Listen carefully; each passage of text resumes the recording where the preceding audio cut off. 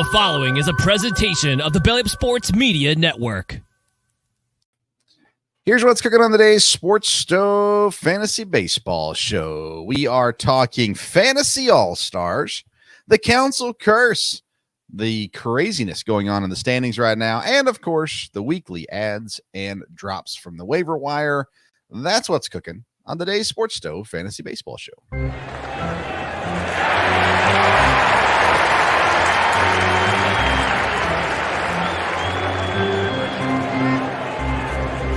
Play ball!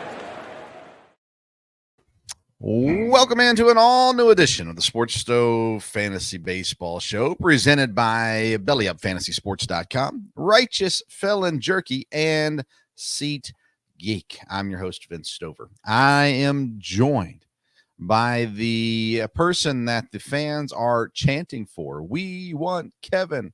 And as they do, I surely will listen. Let's bring him in right now, the senior writer for BellyUpFantasySports.com and my weekly co-host, Kevin Wilson. Hey, Kev, how you doing, man?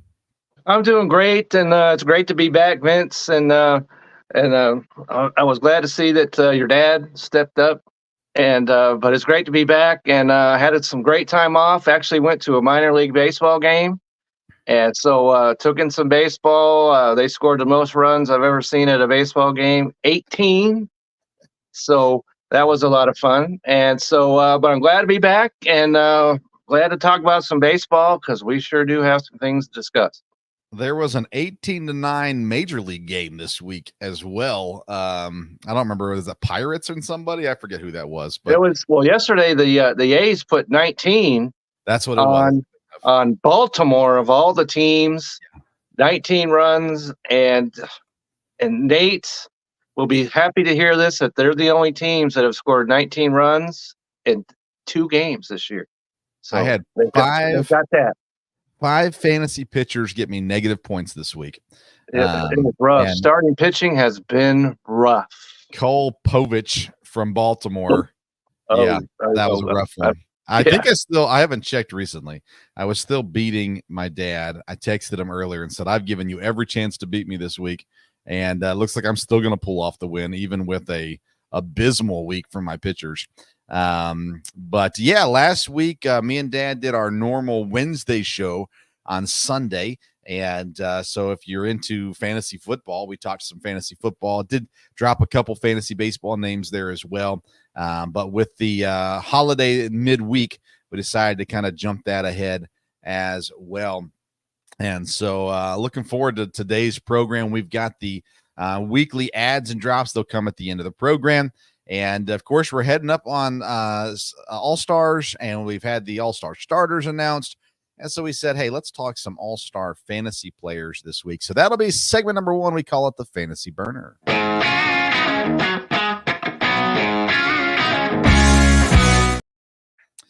The Fantasy Burner segment is presented by SeatGeek. It's your one-stop shop for tickets. If you're going to a minor league baseball game, a major league baseball game, a concert, whatever it is, you can get your tickets at SeatGeek.com.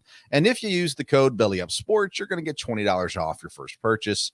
So again, SeatGeek.com, code BellyUpSports. Let's start with the actual All-Star starters. Was there anyone that surprised you? I can't say there was for me, but I'm not sure if there's anybody that kind of stood out or surprised you. Not as a surprise. I was very pleased that Jurickson Profar got his start because he's having a great year. And I know that we talked about Stephen Kwan before the year began. And what does he bring to the party? Well, he's only the major league leading hitter and was on the not just an all-star, but a starter. And that's his first time on as a starter. So those 2 guys, I was very pleased. I was not disappointed or anything like that. I thought that they did a very solid job with the players that got starting nods this year. Yeah, I thought, I went and voted a couple times, and, Vlad Guerrero, for instance, first baseman, AL, I didn't know that he really deserved that, but there wasn't a lot of great options. I voted for the Baltimore guy. Now I'm forgetting his name just for the life of me, slipping. But anyways, yeah, I thought overall it was a decent shake the way that it went down, and curious to see who ends up not being in. Tyler Anderson, by the way, made the roster, not a starter, but made the roster. I'm sure he's going to be a player of our discussion coming up real soon.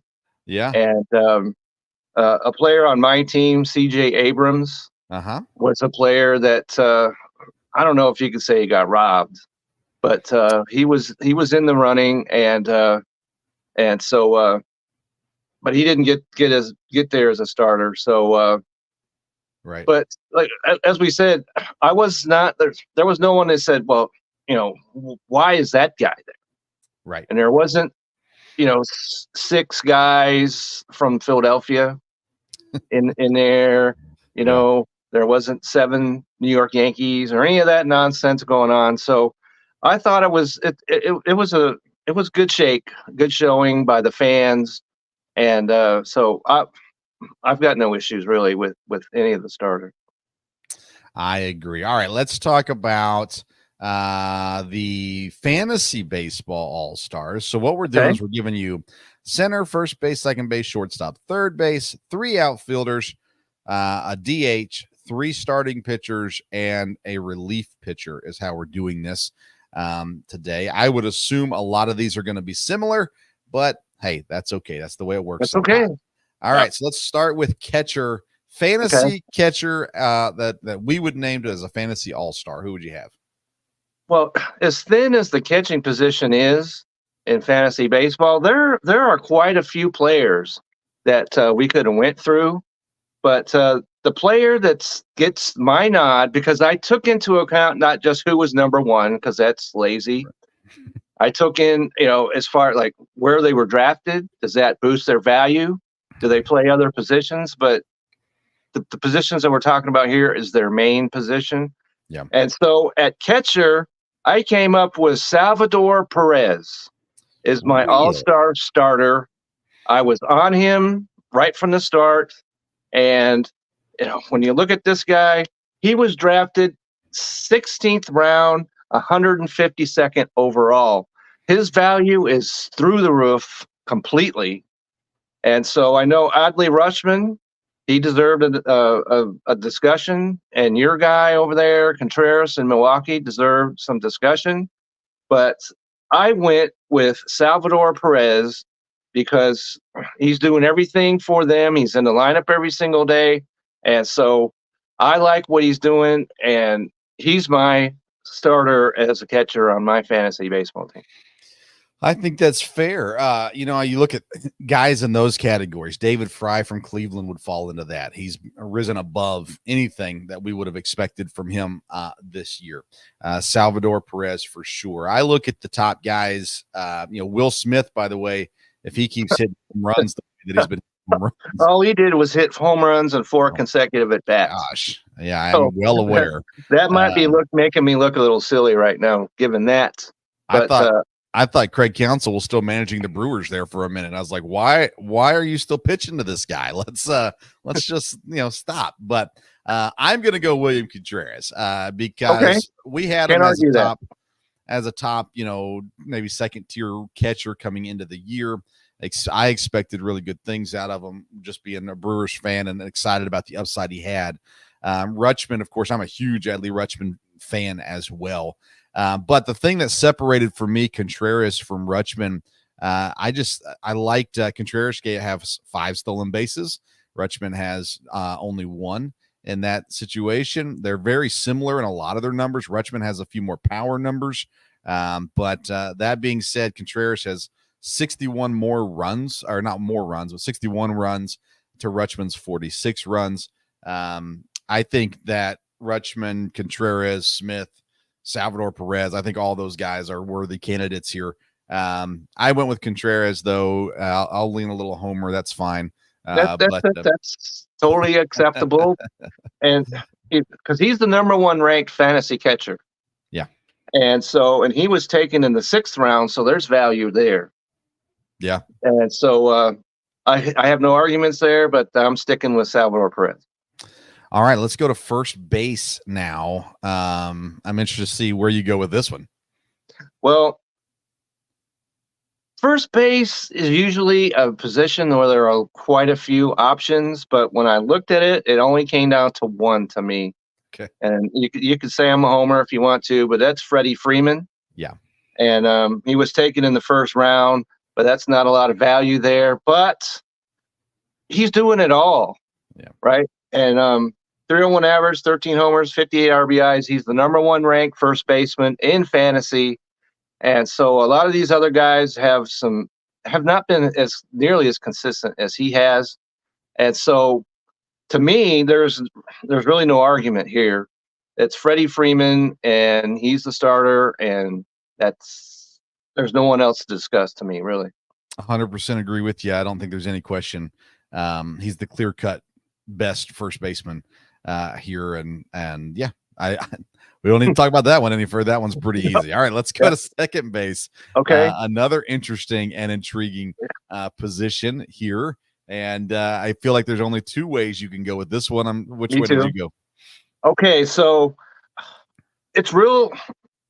Jose Altuve made it kind of difficult, but to me, the answer is Ketel Marte of the Arizona Diamondbacks, and because he's the number one ranked second baseman in fantasy. He was drafted in the 6th round, so there's value there as well. The dude is doing everything. He's got 17 homers, 51 RBIs. So he, to me, beats out Altuve, who's number 2, but he could have him in the 4th round. And so he doesn't have the homers. He doesn't have the RBIs that Marte has. So to me, Marte is the clear choice as a fantasy second baseman. So for me, it came down to Marte and Mookie Betts. And I know Betts, you're the way you're doing it. Betts hasn't played, although they're saying Betts is only going to play second base when he comes back, which is interesting. But let's see here, about 60 less at bats. Betts has the same amount of fantasy points as Ketel Marte does. That being said, I went with Ketel Marte also. Because Betts has been out for a little bit, and I like to reward the guy who's playing really, really well, and a guy that's really played above his value at this point in the season as well. He's got 17 home runs. That's 7 more than Betts, and again, had Betts been playing the whole time, I'm sure he would have beaten that number. I wanted to reward Ketel Marte. I know he's listening, and so that's I know that he's so excited about this. But I didn't say I put Marte in. He's more excited about this than when he got the actual announcement. But but you mentioned Mookie Betts, and I did not consider anybody that was on the IL for any of my spots. And we could go back to first base if Bryce Harper was not on the IL. There could have been some discussion there, but he is on the IL. So that's I'm just mentioning that in case someone's like, well, why did you pick that guy? Well, he's, or not pick that guy because he was on the IL. And if I had picked Mookie Betts, he's a shortstop. Yeah, I know he's at second in outfield, but he's a shortstop in my mind. Yeah. And so I did not consider him as a second baseman. Yeah. Well, and he wasn't going to make it at shortstop, in my opinion. So it was either second base or nothing for. We've got some discussion coming up on shortstop, I'm sure. All right, let's do it. So shortstop. I'll give you mine first this time. And I battled between Bobby Witt and Gunnar Henderson. Were the two that I was battling between. I went with Gunnar Henderson. He's just better. 27 home runs is phenomenal. He does have 94 strikeouts, which is a negative.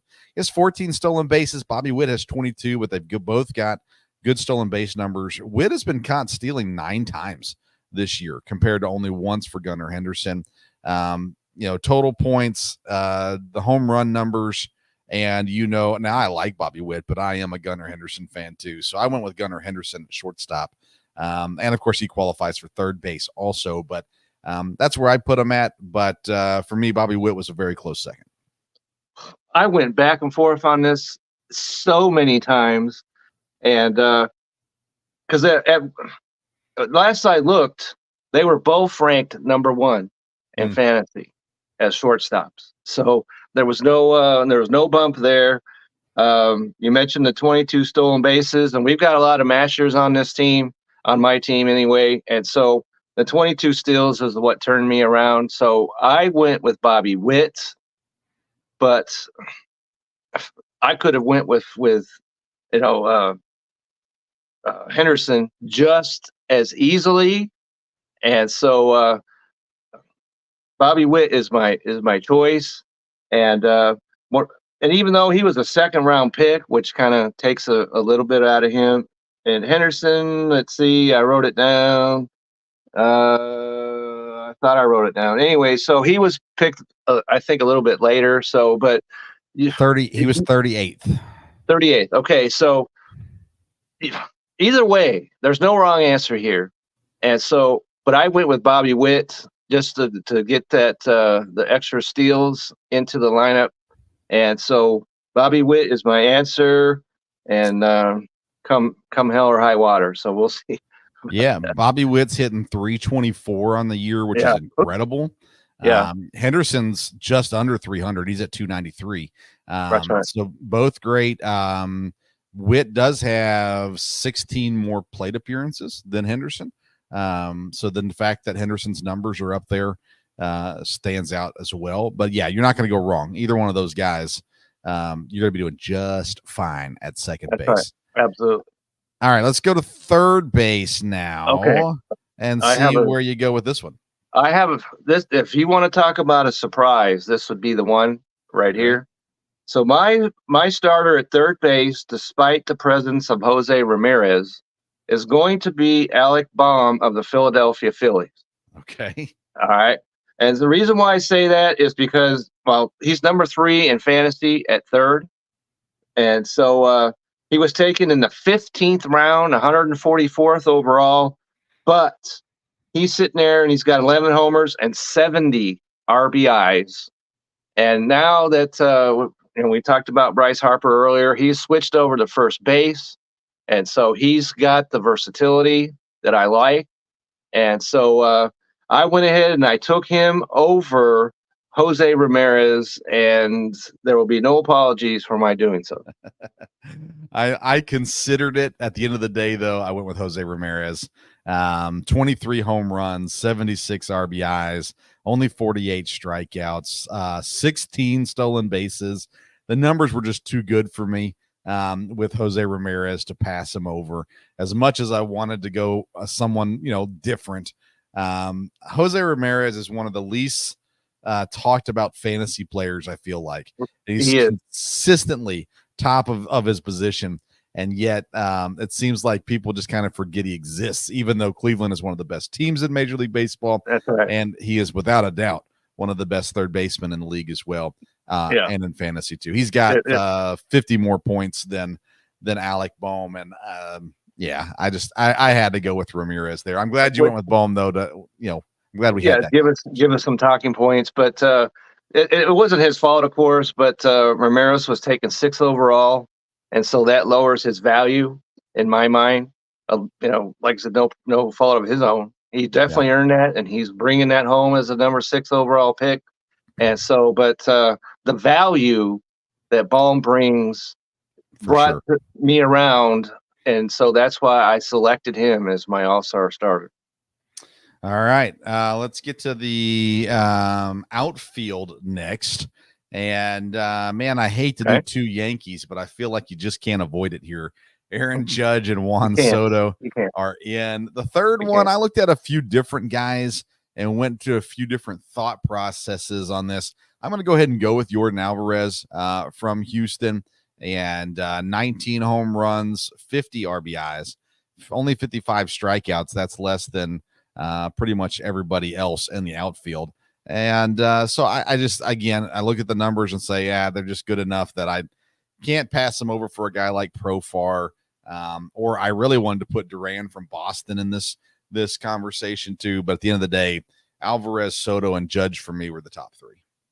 Okay, so just because Alvarez to me is a DH. Okay. So I put him in that, unfortunately for him. because there's only one DH we could talk about. That's coming in a minute. But I agree with you 100% on Aaron Judge and Juan Soto. They are tied at number one in the outfield, and they play different ways. Judge has got the hammer, but Soto brings everything else to the field. And so they're both on my team as well. But I did go with Jurickson Profar as my third starter because he could be had. He was had from waivers in our league, and I'm sure that's probably true in every league throughout the known universe. And so his value shoots completely all the way up to the moon. And because he's only hitting 313 and he's in the top 10 in RBIs. And so to me, I couldn't some of these other players I wanted to go with them, but Jurickson Profar I thought brought everything that I wanted to the team, and so I put him on there. I like it. Duran from Boston, I really wanted to put in. He's got 91 strikeouts. So I just couldn't go there for him. Profar was definitely there. It was between him and Alvarez for me. Also, side note, Aaron Judge has more stolen bases than Juan Soto this year. That's unbelievable to me. And it's only 5, but still, yeah. But like Soto's doing everything else: homers, RBIs, hits, whatever stat you want to put in there. And even though Soto was second overall pick in just about every draft, I would imagine if he wasn't first. Well, he wasn't first. Yeah. And most likely, but second overall, maybe third. But he's lived up to that billing, and so he's on my team. All right. DH Shohei Ohtani. Any comments on that? Now, what else are we going to discuss right here? The guy's in the running for the Triple Crown. Yeah. And so he's easily the even though he was in the second round, and he went one pick before Alvarez. And so, but he's doing everything much better than Alvarez is. And so he's easily the pick for me at DH, and no one else needs to, all the rest of you stay in your cars because you won't be considered. Yeah. Aaron Judge, of course, qualifies as a DH. He actually has more points than Shohei. He has one more point than Shohei. Ramirez would be in third right now as well. Alvarez in fourth. So there's plenty of good guys, but Shohei still is above pretty much them all when it comes to fantasy and real baseball also. All right, starting pitchers. We're doing 3 of them. Okay. And yeah, let's start. See what you got. Okay, so number 1, and he's number 1 in fantasy baseball. Now, raise your hand if you had Seth Lugo as the Kansas City Royals as the number 1 fantasy pitcher in all of baseball in July.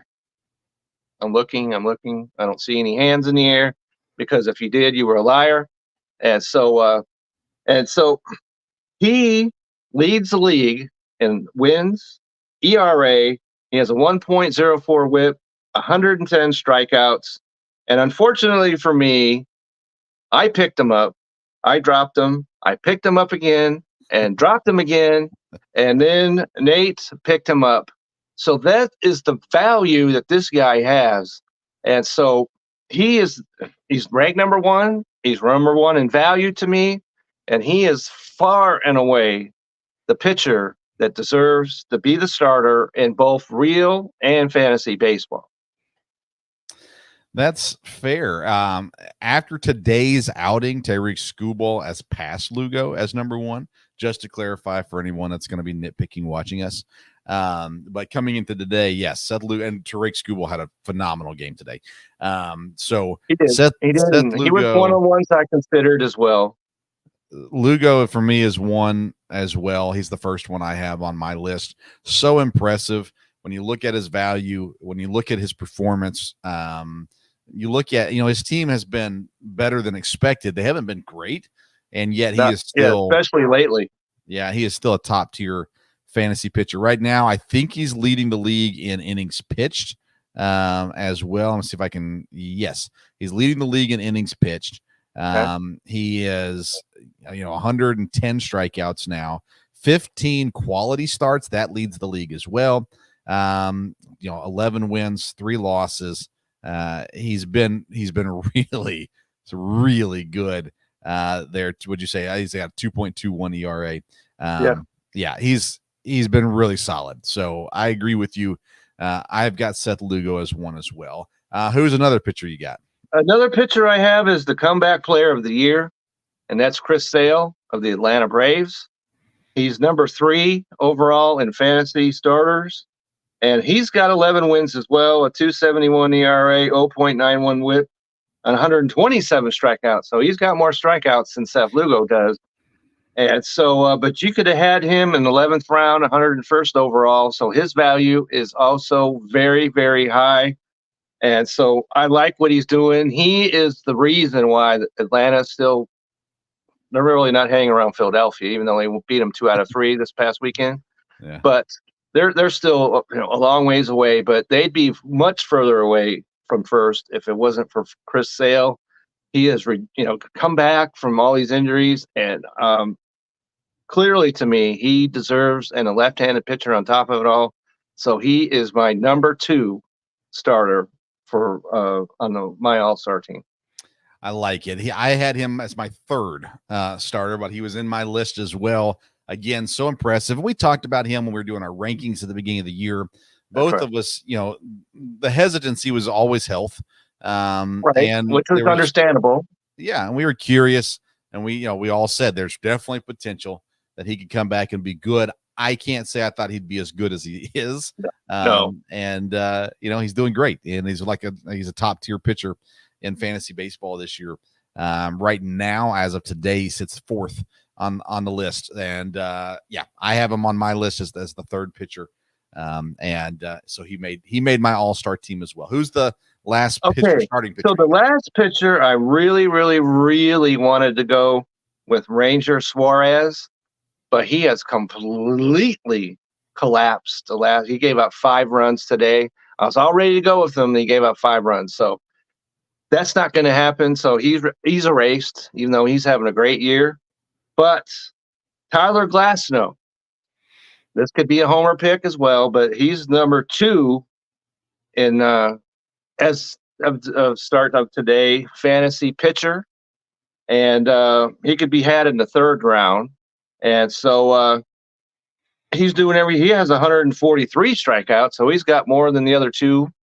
And so as a 3rd round pick, number 2 in fantasy baseball, which if Tarek is number 1, I guess he fall to number 3 now, I guess. But in any case, he is, and you can say I'm a homer if you want to, but Tyler, and he's a guy we discussed as well, thinking, what's the Dodgers doing, trading everybody for him when he's not healthy? But he's answered the call in every single way, so he is my number 3 pitcher on my fantasy starting team. Fair enough. I went with Ranger Suarez, and he was my 2nd pitcher. And I know he has fallen off as of late. But that being said, I just cannot overlook the start of the year that he's had. He's 10-3, 106 strikeouts, a 2.58 ERA. He has been such a surprise. I mean, we did not have him. He was undrafted in our fantasy team. Right. And so his value is off the charts. Yeah. But the last couple starts, I'm like, no, I can't have a guy who's giving up 5 and 6 runs a game as my fantasy starter. So yeah, no. Well, he's the 3rd guy, so no, I understand, but I had to give him credit. I mean, Corbin Burns has been good. Zach Wheeler has been good. Yeah, Scoble has been obviously very good too. I considered him highly. Yeah, the White Sox pitcher that I still haven't figured out how to say his name, Garrett Crockett, whatever his name is, Croquette, I don't know. And I know that's horrible as a host of a baseball show. But I was waiting until he got traded to the Brewers to learn how to say his name. So, but he's up there. He's having a phenomenal year as well. So there's plenty of guys up there, but I felt like we could not ignore what Ranger Suarez did to start the season, and felt he warranted an all-star nod, even in fantasy, because picking him up off of free agency, off the waiver wire. Yeah, he's a guy that I had as well earlier in the season and dropped him. Nate's got him. Yeah. Nate's the super scooper out there. So so good on him for picking him up. But I wanted to. I had him written down. Yeah. Okay. And you erased and them. then today I was like, please, Ranger, don't get rocked. Okay, please don't. But then he gave up 5 runs and was a losing pitcher to Atlanta. So my all-star voting was done before today, so it didn't factor right. in. And so I had to retract a little bit. And he's definitely an all-star player. Yeah. Don't get me wrong with that. But if we're talking about the 3 top starters on my all-star team, he's fallen off the ledge a little bit. All right, let's go relief pitchers and round out this segment with relief pitchers. One relief pitcher that you're going to put in the all-star, fantasy all-star. Who do you got? Okay, so we just talked about Suarez a minute ago, but my fantasy team is not lacking Suarez's because Robert Suarez of the Padres is on my team. He's a guy that was picked up, dropped, and picked up again. I had nothing to do with any of that. So, but 4-1, 1.77 ERA, 23 saves. Mm-hmm. And so he's pitching extremely well for the Padres and it's helped them get back to what we thought they might be. And so, and of all the relief pitchers, and I did consider any relief pitcher that was also a starter, which would be cheating to the maximum. So I didn't do any of that, but he's number 9 in all the relief pitchers, starters, and everything, whatever else category you want to put in there. But so I like what his value. You could have him off the waiver wire. So that's who I'm going with. I considered him. I ended up going with the St. Louis Cardinals. Ryan Helmsley leads the league in saves, 31 saves. He has 2 blown saves. His record is 2-3, or now it's 3-3, excuse me, as well. 2.41 ERA. And really, though, what put him over the top for me is not just the saves number, but the fact that he got those saves on the Cardinals, who started the season so bad, and he still leads the league. Not only leads the league, by the way, let me look real quick. He leads by 4 saves over Clase in Cleveland. That's impressive. That means that he's taking care of his opportunities. And I mean, the Cardinals now look respectable, but man, the way they started the year, you would have never guessed that Helmsley was the guy that was going to be leading the saves coming to this point in the season. So I give the nod to Ryan Helmsley and the relief pitcher. No argument here whatsoever. All right. Well, there you go. There's our segment. That took a lot longer than I thought it was going to. The All-Stars, Fantasy All-Stars, and our Fantasy Burner presented by SeatGeek, SeatGeek.com. Use the code BellyUpSports at checkout to get $20 off your purchase. Let's head into segment number 2, the call to the pin.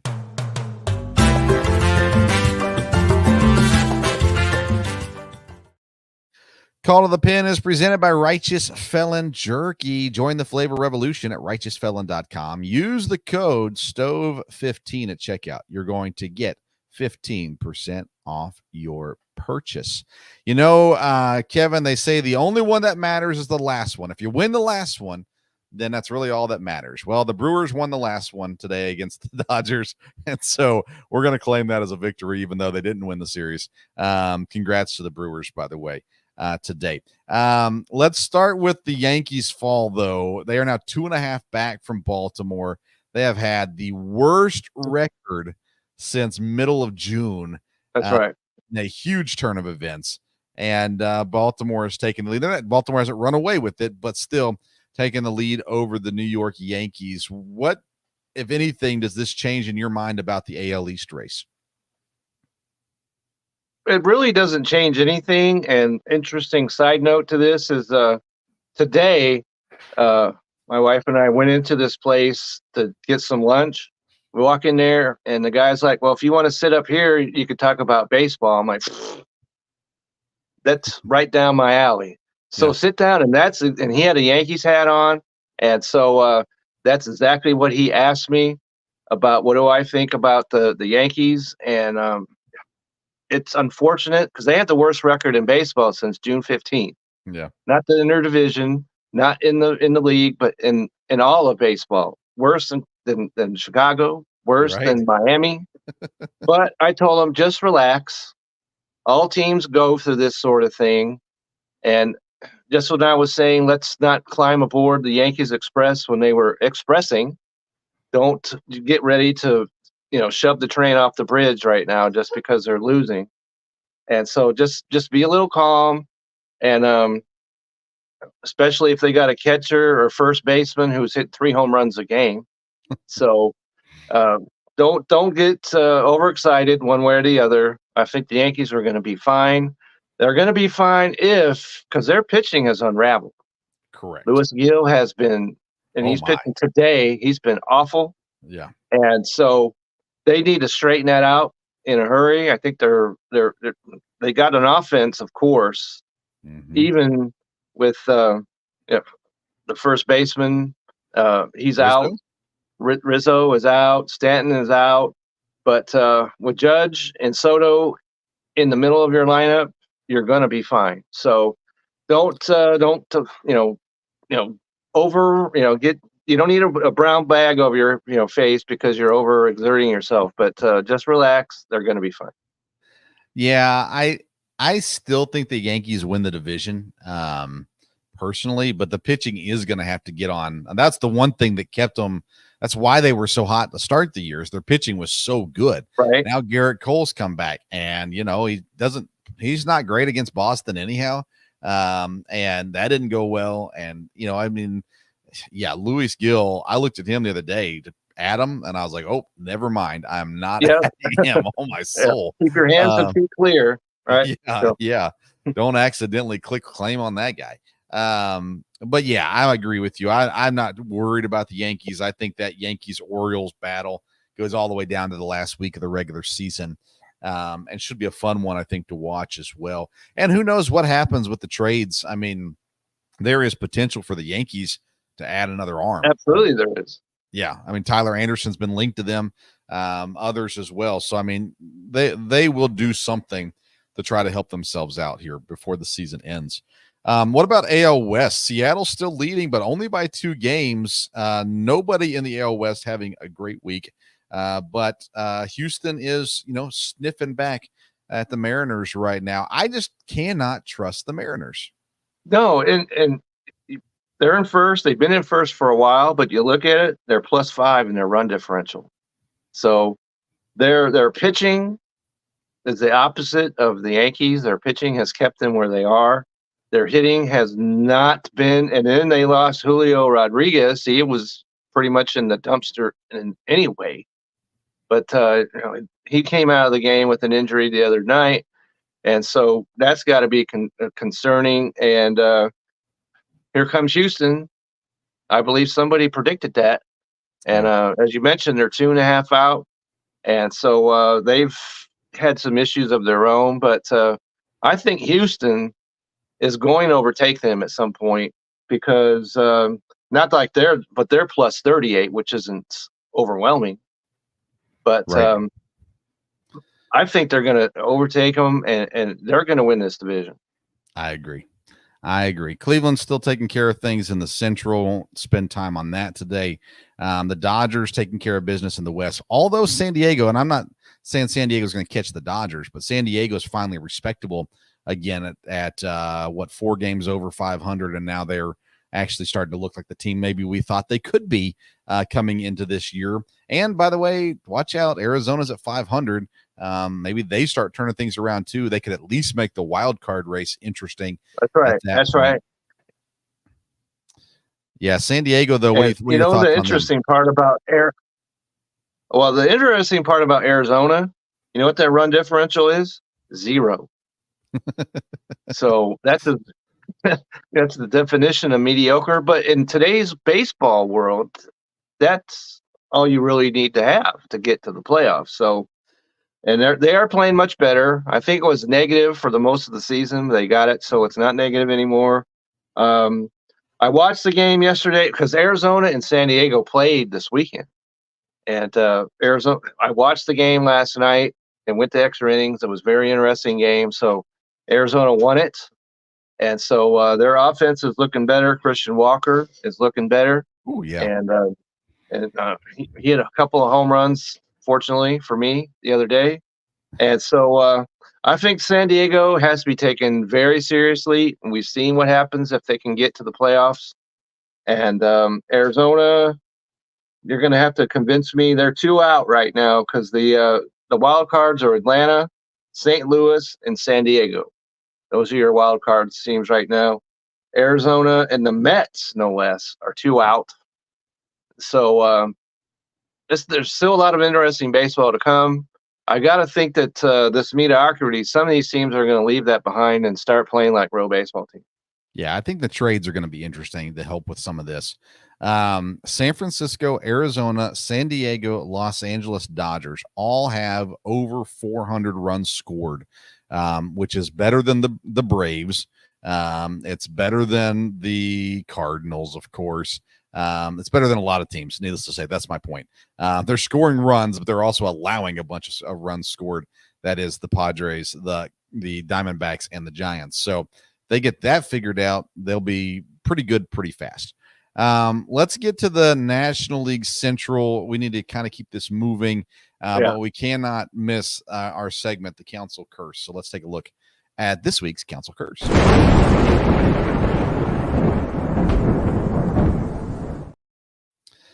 The baseball gods, they've made Vince smile. I was with one of my boys the other day. We were driving and we were waiting to pick up my other son. And so we were looking at some different sports things, talking through some different things. And I pulled up the standings in Major League Baseball and I showed it to my 13-year-old son. And I said, look, the Cubs are in last place. Isn't it beautiful? The Council Curse has hit in full mode right now. With not only has there been injuries, there was a relief pitcher that announced he's opting to end his season as he has been injured, but it has been the absolute embarrassment of Craig Counsell. And I can't help but smile, Kevin. This is a beautiful thing, the Cubs being in last place. It is a beautiful thing, even though I grew up close to the Cubs and I've been to, of course, to Cubs games. And but the ultimate embarrassment you have not mentioned yet when it comes to the Cubs. And I don't know if you saw this, and I never heard of this dude until today, and that's Colton Brewer, right? The relief pitcher for the Cubs comes in against the Angels, no less. And 5 of 6 of their batters reached, and he got pulled out of the game. And then he decided to go ahead and try his left hand against a what is it, a locker? I'm not sure what it was, a bench, something in the dugout, and he punched it and fractured his left hand, and now he's on the IL. So I don't know how anything can be more embarrassing or worse for the Cubs than to have a pitcher do that. And so I'm not shedding any tears for the Cubs just based off of that alone. Yeah, it's a beautiful thing, man. A beautiful thing. Milwaukee's 5 games up on St. Louis. I knew the Dodgers series was going to be rough. I wasn't sure they'd win any games in that series. They've had a little bit of a rough stretch as far as the teams they've been playing. And I feel like they've kind of survived it. And St. Louis is right there. They're sniffing at their heels. I've got a gambling buddy here in Lexington that said this week on his radio show that St. Louis is going to overpass Milwaukee, and I gave him some grief about that. I said, You clearly haven't seen that they acquired Savali. Which I like that, by the way. We've not talked. That's the first trade of the season. I like that, even though he didn't beat the Dodgers the other day. I don't know what Tampa's doing. Well, I don't know. I can tell you what they're doing. That pickup. Family show. Okay. But I like that pickup for Milwaukee. That shores up their rotation and a little bit. So I really, when I saw that, I really liked what the Brewers did there. Yeah, I was pleased with it. I mean, again, it doesn't make me, say, okay, now we're Super Bowl. Super Bowl World Series contenders. But I agree. That's the kind of stuff they do. And, I'm interested to see what I think they still do at least one more thing. And thankfully, with the season they're having now, that they're not going to trade Willy Adames. And coming into the year, that was the thought that they would do.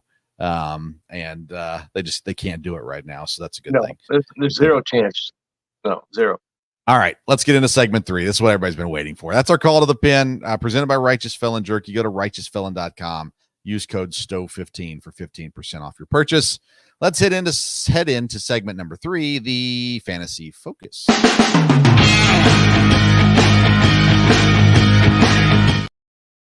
All right, Fantasy Focus is presented by BellyUpFantasySports.com. It's where you can go to find all of Kevin Wilson's articles, as well as others writing on fantasy sports topics as well. We've already been in the comments section.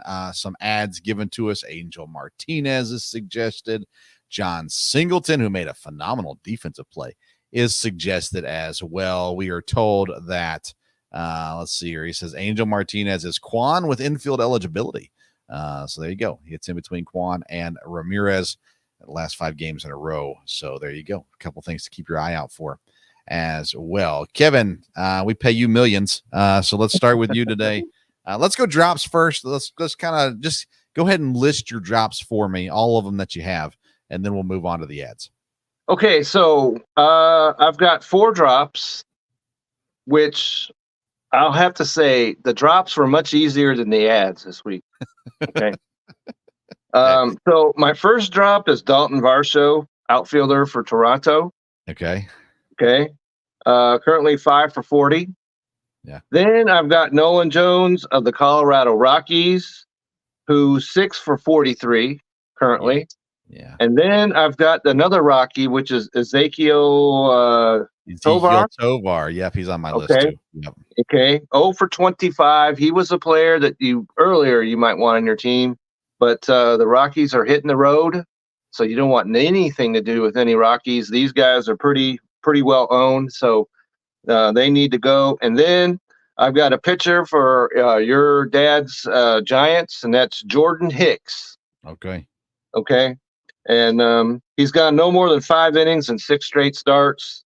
He has 3 starts of 4 innings or fewer. He's not getting anywhere. He's not giving the Giants or anyone that's managing him any positive.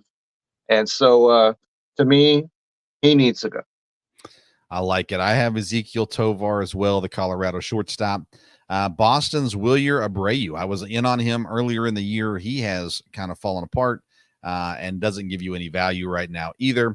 Cincinnati's Heimer Candelario. He has been no bueno for the last couple of weeks.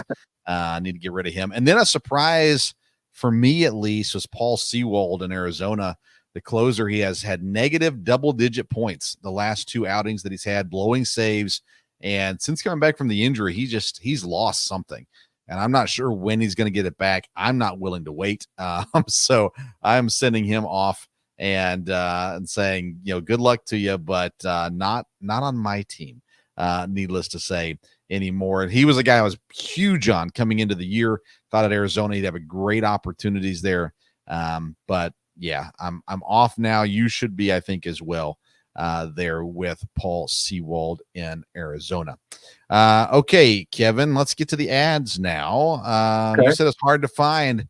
I don't disagree with you, but go ahead and start us off. Who's the first? Okay, but there was one player that if you go check not in our league, but if you're in a league, go see if Jose Miranda is available, and if so, add that guy right now. Yeah. And when we went to air, Mike and I are going toe to toe, and I was thinking about adding him, but Mike beat me to it. And all he did was go 12 for 12, tying a major league record that has not been met since 1952.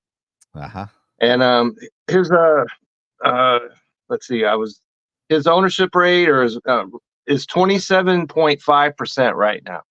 So it's going up. And but if he's available, he's my most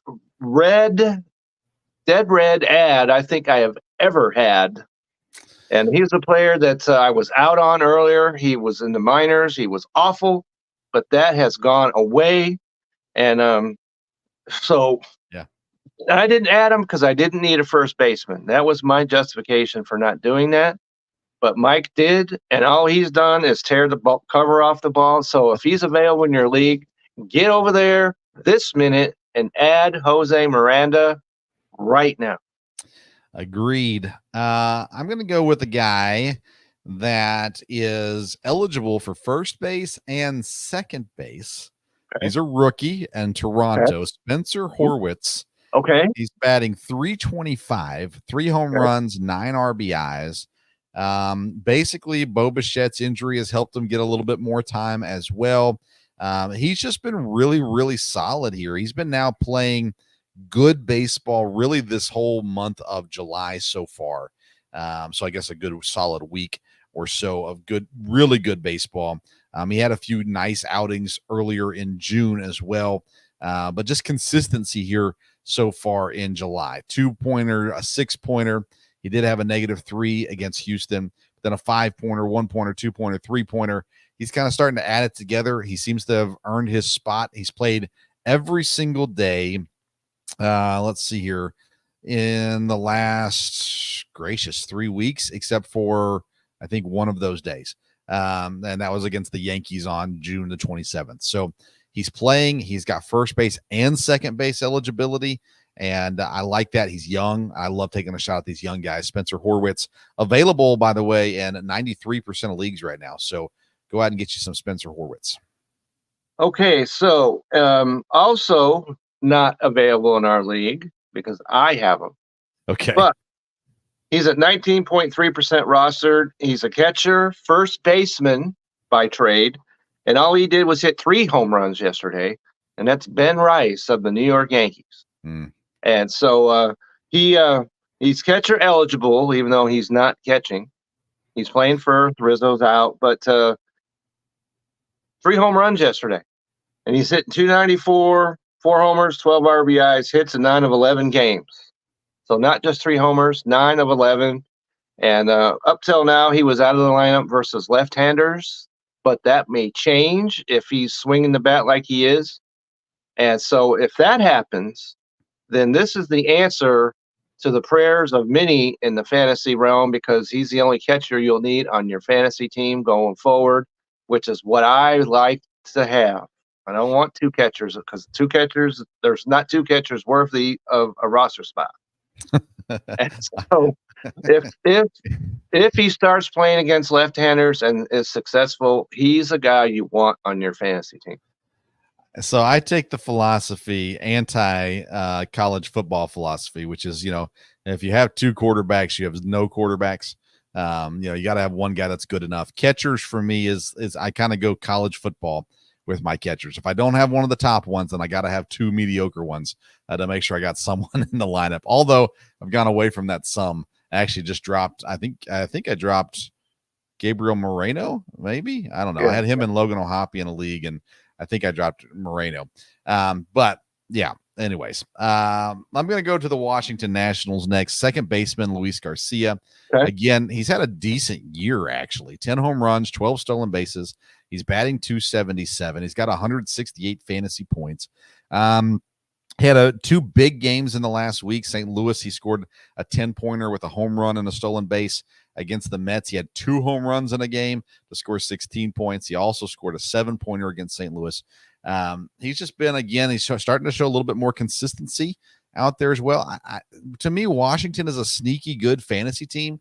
There's enough guys doing enough things in Washington that at the very least, if you're streaming guys, Washington's a place to check out. Luis Garcia is on my ads list today, and he is only owned in 13.2% of leagues. So he's available in a good bit of leagues right now if you need a second baseman. All right, so I'm going to switch over to pitching, and I got a guy I know that you love, okay? And that's because he pitches against the Angels tomorrow. That's the only reason why I'm doing this, and that's John Gray of the Texas Rangers. Oh, my gosh. I know that you have a love affair with this dude right here. So, but he hasn't been awful. And so there's not a lot of softer landing spots that you could have than pitching against the LA Angels, who got shut out today, by the way. And so let's see, he's at, you know what? I didn't write down his roster percentage, but it's good enough that he's available in a lot of leagues. So if you And there's not a lot of games tomorrow if you're looking ahead to the schedule. True. Yeah. But the Rangers and Angels both, play each other tomorrow. So, and he's the Rangers starting pitcher. So if perhaps you want to take a chance and maybe get your week off to a strong start, John Gray is who I'm going to go to. The Rangers should trade John Gray to the Cubs and just get it over with. I mean, my gosh, I hate that guy. I can't argue against playing him against the Angels and whatever. He'll never be on my ad list and he'll never be on my roster. I say that although, again, if he had a week where he was going to be pitching against the A's and the White Sox, then follow that up with the Angels and the Rockies, maybe I'm in. But oh gosh, I hate that guy. All right, speaking of the Rockies, by the way, my next guy is an outfielder. There's a lot of guys that you could drop right now from Colorado, but Brenton Doyle is not one of those guys. He's owned in 26.4% of leagues. He's been on it as of late in the series against Milwaukee and against Kansas City. Had some big games. He's got 175 fantasy points on the year. He's batting .272 with 11 home runs and 20 stolen bases. So he kind of gives you a few different things in the lineup. And of course, anytime he's going to play at home, he's worth having in the lineup as well. We like batters at Colorado as well. But he had against Milwaukee, he had an 18-pointer. That was a 2 home run, 1 stolen base night. He had a 9-pointer. That was a home run night there. Then a 2-pointer against Kansas City, a 5-pointer and a 9-pointer. I mean, this kid's just batting really, really well right now. They played the White Sox before that. He had a decent series. So Brenton Doyle, he's one of the few Colorado Rockies that I would consider right now, especially if you need an outfielder presence on the waiver wire there. So that's my last batter of the day, Brenton Doyle. Okay, so another guy that was a little about, but he pitched pretty well in his last against Miami, conceded. That's against Miami. So, and then he had 24 fantasy points. I'm talking about Brian Bello of the Boston Red Sox. And we don't need to discuss his stats. Okay. So there's nothing that's going to convince you by looking at that his guy is an ad. And, but Tuesday versus the Oakland A's. Yeah. And even though Oakland's blowing the doors off, occasionally, normally they're a team you want pitching to go up against. And so he's available. And so Tuesday is a start where if perhaps he doesn't pitch as well as you hoped, you have some chances to rebound a little bit. But so Brian Bellows, he's available. And I wouldn't recommend him against just about anybody, but Miami and Oakland doesn't get much better than that when you're with 2 opponents back to back. Yeah, and I've got him in a league. Actually, I think in 2 leagues right now. And I got 1 league. I got too many pitchers because I hit my limit every week, and I've been trying to trade them, and no one will take them, and I just don't want to drop him because he had a great week last week. And yeah, he's got some good matchups coming up, so I'm just going to deal with it and go on from there. I got a pitcher for you as well. He's only owned in 2% of leagues. He's for the Toronto Blue Jays, Yariel Rodriguez. Okay. He started the year out of the bullpen, and now he's in the rotation. And what has he done in the rotation? Well, on July the 1st, he played Houston. He went 6.2 innings, 1 earned run, 6 strikeouts, 2 walks for 17 fantasy points. He followed it up on Saturday against Seattle, going another 6 innings, another 6 strikeouts with only 2 walks, 0 earned run, a 27-pointer against them. So when you can go against Houston and Seattle and score well, and your next battle is Friday against the Diamondbacks, even though they've been playing better, I like what Yariel Rodriguez gives right now, and he is super available. He's 1-3 on the year, 3.56 ERA, 29 strikeouts. And he's pitched, he's got some 3-inning games and 4-inning games, and then a couple 1-inning games, and now he's been 2 games that were quality starts in a row now. I like where he's at. I like what he gives you. And again, he is super cheap and available pretty much every single place you can imagine this week. So Yariel Rodriguez is my pitcher to add this week. Hey, can't argue with that at all. I won't.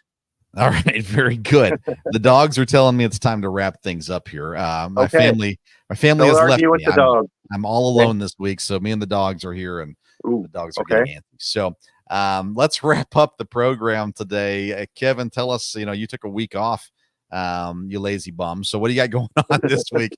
What do we expect to see from you on Belly Up Fantasy Sports? Right now, because I put it on an article this week, my mid-season reports. That's right. Okay, so you definitely want to get over there and check that out. I take a look back on what's happened in the first half of the season, and I look at disappointments, which there are plenty. I look at injuries, which there are plenty. I look at the best rookie pitcher and the best rookie position player. And so you definitely want to get over there and check that out. It's on the website. It's also on Reddit if you want to do that.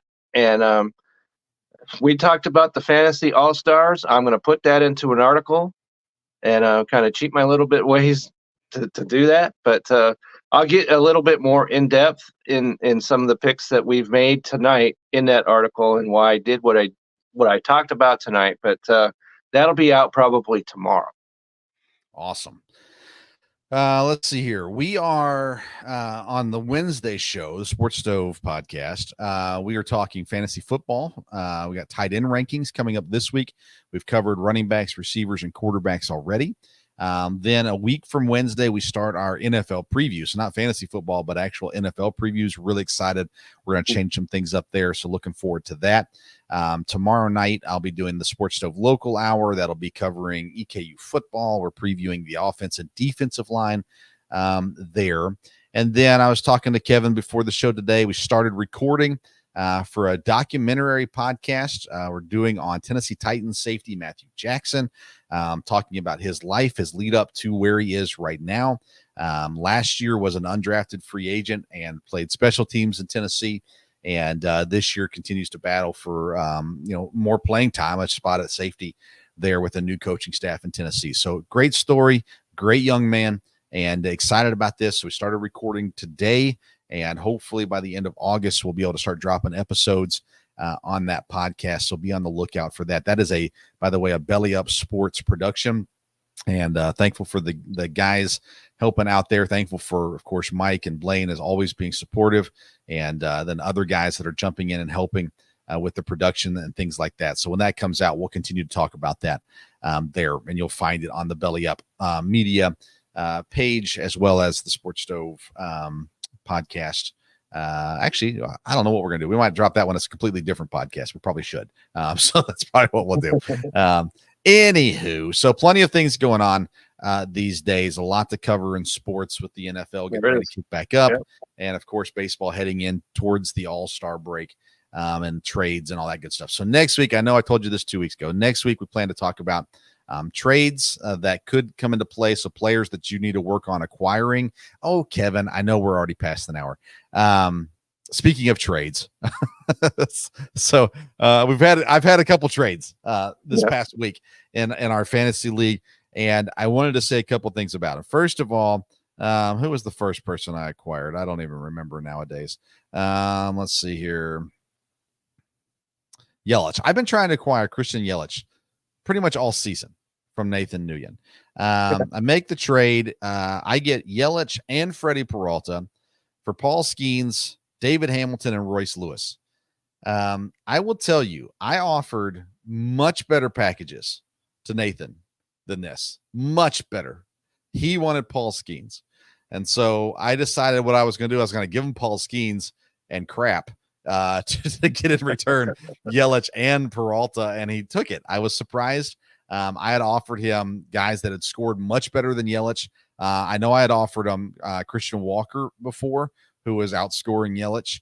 I had offered him, let's see, who else I don't remember. I've offered him a few guys throughout the season, point-wise, that were better than Yelich, and he didn't like those, but he did want Paul Skeens. I said, well, if I can get Peralta back as well, I don't mind giving up Paul Skeens because there's a chance he doesn't finish out the year, so even though he's been phenomenal. So I made that move this week. That was an exciting move. And then who did I trade? I got Mookie Betts, who's injured. And I traded him for Corbin Carroll, who's rough this year. Yeah. Awful. And so let's face the facts. He's been awful. Yeah. So I got bets in that deal, and the fact he's got no trade value right now. He doesn't because, and so if Betts comes back, which he was on the broadcast on was the Brewers broadcast, and it sounds to me like he fully expects to be back, and that'll be in the playoffs. Yeah, for us. So you get Mookie Betts. Yeah. For the playoffs. And then I spoke with Nathan earlier today, and Paul Skeens, you're right. He wanted him because he's trying to make the playoffs. He's behind me. And so that's the kind of move to me. I guess it makes sense. When he explained it to me that he wanted Paul Skeens because he's trying to make the playoffs, and Paul Skeens has been as good as you could possibly want. And I guess if in his mind, if you rally and make the playoffs, you made the playoffs, then you'll worry about whether or not he pitches then. Yeah. That was his thought process, and you can't really, quibble with that a whole lot. I would have not done that trade personally. Me neither. But I when he told me, okay, I could see it. Okay. He's got a reason.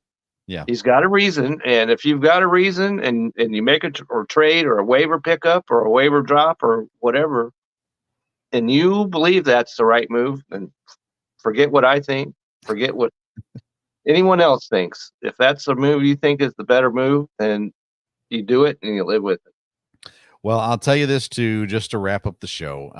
In our league, I am surprised Mike caught up to you. That's for sure. Right now he's beating you by 4. I think that's going to be a final. No, you still got Rice going. Oh man, negative points from Rice hurt you today. And he's still got somebody going too. He had 3 home runs yesterday, and he gets negative points from me today. Yay! You had a negative pointage from the Tampa pitcher, and the negative points from the catcher. You would have beat Mike otherwise.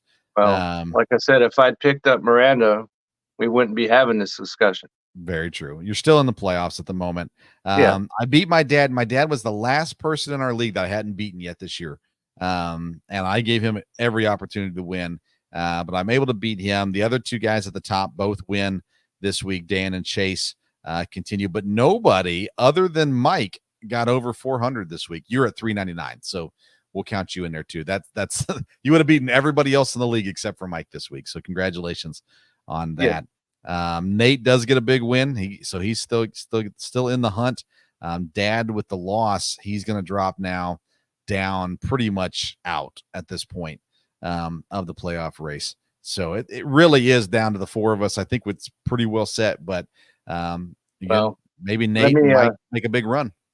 Let me just say, because and I discussed this with Nate as well. Him and I play each other this week coming up. And he already knows, because I've told him that when you play me, you get both barrels. Yeah. All right. So there will be no mercy, going on there. So he's in that. It's playoffs or no for him. Right. Yeah. Right now. And by the way, Nate Nguyen, most improved fantasy player of the year. He's going to win that award for us this year.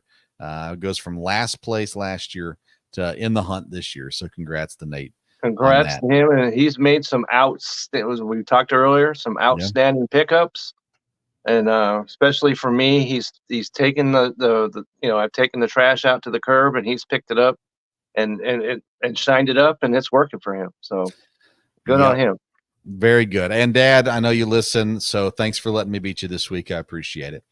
Okay, that's it. We've gone way too long. Follow Kevin at Kevin62 WILSEA. You can follow me at Sports Stove. Sure, appreciate you tuning in to today's edition of the Sports Stove Fantasy Baseball Show. That's right. Until next time, we'll see you around the Sports Stove. Have a great week.